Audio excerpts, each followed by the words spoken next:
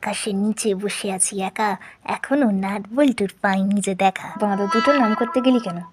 আমাদের বাঁদর বলা? দাঁড়াও, দুজনের বেল্টের সাথে দড়িটা বেঁধে দিই। নাট বল্টুরা আমাদের যা অবস্থা! এই নাও। ওরে বাবা, এ তো খুব চালাক হচ্ছে।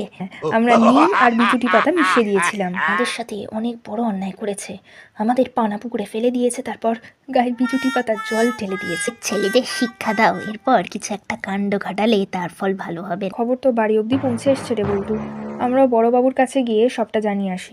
বড়বাবু, হুলো আর বাটালিদা আজকে আমাদের বাঁদর বলেছে বিনা কারণে। তার প্রতিশোধও আমরা নিয়েছি। এই দুটো ছেলের ওপর নাট আর বল্টু খুব অত্যাচার শুরু করেছে। তার আগে মনে হয় নাট বল্টুদের ওরা বাঁদর বলেছিল। কোথা থেকে শুরু হলো সেটা তো জানেন না, বলতে চলে এসছেন।